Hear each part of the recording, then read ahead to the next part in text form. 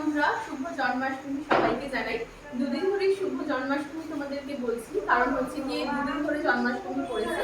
তোমাদের সবার বাড়িতে হয়তো কালকে জন্মাষ্টমী পুজো হয়েছে, কিন্তু আমাদের বাড়িতে আজকে জন্মাষ্টমী পুজো হচ্ছে। এটি হচ্ছে, দেখতেই পাচ্ছ আমি এখন দাঁড়িয়ে রয়েছি মন্দিরে। এটি হচ্ছে 200 বছরের পুরনো একটি মন্দির, যেখানে এখানে গোপাল প্রতিষ্ঠিত, রাধাকৃষ্ণ প্রতিষ্ঠিত রয়েছে। আর সেই স্থানে রয়েছে মা চণ্ডী, আর এই দিকে রয়েছে জগন্নাথ, বলরাম, সুভদ্রাকে। তোমরা দেখতে থাকো, আজকের ব্লগটা তোমাদের খুব ভালো লাগবে, কারণ জন্মাষ্টমী স্পেশাল ব্লগ, বুঝতেই পারছো। আর আমরা কৃষ্ণকে কি কি নিবেদন করছি সেটাও তোমাদের সঙ্গে আজকে শেয়ার করবো। চলো দেখতে থাকি।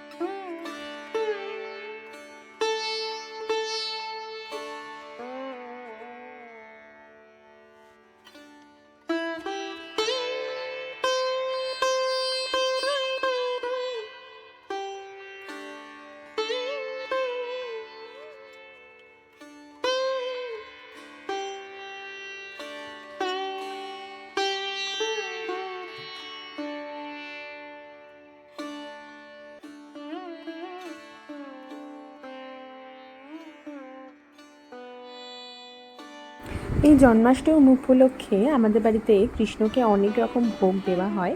দেখো এখানে সমস্ত ভাজা কাটা হয়েছে, আর এখানে ছানার ডালনাটাও রান্না হচ্ছে। তোমাদেরকে আজকে আমি এখানে ছানার ডালনার রেসিপিটা শেয়ার করব। এখানে ছানার বড়াগুলো আগে থেকে ভেজে তুলে রেখেছি।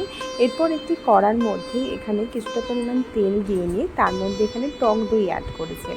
আর এখানে কিন্তু আজকের ভিডিওটা আমি আমার রান্নাঘর থেকে কিন্তু করছি না, আজকের ভিডিওটা হচ্ছে আমার মায়ের বাড়িতে, যেখানে এই পুজোটা হচ্ছে সেখান থেকে। আর যে বামুন ঠাকুর মশাই আমাদের বাড়িতে প্রতি বছর এই দিনটাতে এবং অন্যান্য দিনেও উনি আমাদের বাড়িতে রান্না করে থাকেন, সেই বামুন ঠাকুরই আজকের এখানে রান্না করছেন। এখানে প্রথমে দেখো কড়ার মধ্যে তেল দিয়ে তার মধ্যে টক দই অ্যাড করা হয়েছে, তেজপাতা দেওয়া হয়েছে, তারপর আদা বাটা আর এখানে টমেটো বাটা দেওয়া হয়েছে, দিয়ে ভালো করে মিনিট 5-7 কষিয়ে নেওয়ার পর এখানে টমেটো কেচাপ, কিছুটা পরিমাণ টমেটো কেচাপ অ্যাড করা হয়েছে। তারপর এর মধ্যে দিয়ে দেওয়া হচ্ছে শুকনো লঙ্কার গুঁড়ো। এর মধ্যে কিন্তু কোনো কিছু হলুদ অ্যাড হবে না, যেহেতু এটার গ্রেভিটা হোয়াইট হয় সেজন্য এর মধ্যে কোনো হলুদ অ্যাড করেননি উনি। এরপর এর মধ্যে কাশ্মীরি লঙ্কার গুঁড়োটা যেটা এখানে রয়েছে সেটা এর মধ্যে ইউজ করেছে। তারপর আগে থেকে উনি কাজু, চারমগজ আর পোস্ত এই তিনটেকে একসঙ্গে বেটে রেখেছিলেন, সেটার মধ্যে অল্প পরিমাণ জল মিশিয়ে সেটাকে এই গ্রেভিটার মধ্যে ঢেলে দিয়ে মোটামুটি 10 থেকে 15 মিনিট মতো এই গ্রেভিটাকে ভালো করে উনি আঁচ দিয়ে ভালো করে ফুটিয়ে নেবেন। দেখো এখানে গ্রেভিটা মোটামুটি রেডি হয়ে গেছে। এরপর এর মধ্যে নুন, চিনি অ্যাড করে ওপর থেকে ঘি আর 1 চামচ মতো গরম মশলা গুঁড়ো এখানে উনি ছড়িয়ে দিয়েছেন। এইটা কিন্তু মোটামুটি 30 জনের মতো রান্না হচ্ছে। এখানে 30 জনের মতোই কিন্তু পরিমাণ হিসাবে এখানে সমস্ত ইনগ্রিডিয়েন্টসগুলো দেওয়া হয়েছে। গ্রেভিটা হয়ে যাওয়ার পর এখানে একটা বাটার, পুরো বাটারটা এর মধ্যে অ্যাড করে দেওয়া হয়েছে। যেহেতু এই ছানার কালিয়ার টেস্টটা এই বাটার, এই কাজু, চারমগজ এই সব থেকেই বেশি ভালো লাগে খেতে, যার জন্য এর মধ্যে বাটারটা ইউজ করা হয়েছে। এর মধ্যে চাইলে তোমরা ফ্রেশ ক্রিমও অ্যাড করতে পারো, কিন্তু এখানে ফ্রেশ ক্রিম অ্যাড করা হয়নি।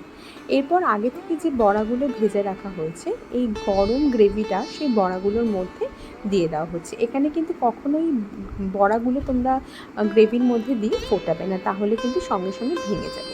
এরপর একটা কথা বলে রাখি, এখানে যে এই বড়াগুলো তৈরি করা হয়েছে সেগুলো কিন্তু তোমাদেরকে অল্প পরিমাণ ময়দা, চিনি দিয়ে ভালো করে হাতের তালু দিয়ে ভালো করে মেখে গোল করে বড়াগুলো সাদা তেলের মধ্যে অথবা ঘিয়ের মধ্যে বড়াগুলো ভাজা হয়েছে। এইভাবেই তৈরি করে নিলে হয়ে যাবে তোমাদের ছানার ডালনা। এখানে আমাদের আরও অনেক কিছু ভোগ হয়েছে, যেগুলো আজকে তোমাদেরকে আমি শেয়ার করতে পারলাম না।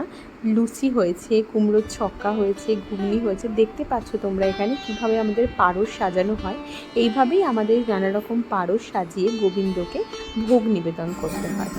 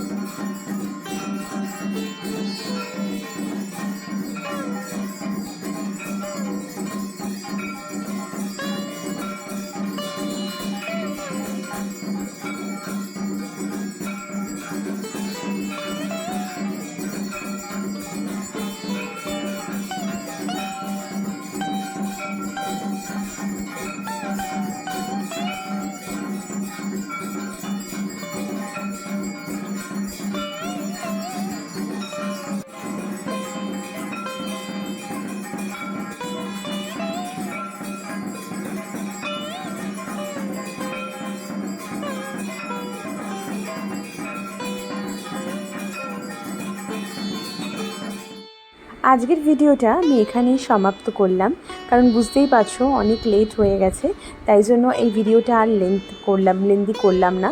কালকে দেখা হচ্ছে তোমাদের সঙ্গে আরও নিত্য নতুন কোনো ব্লগের সাথে।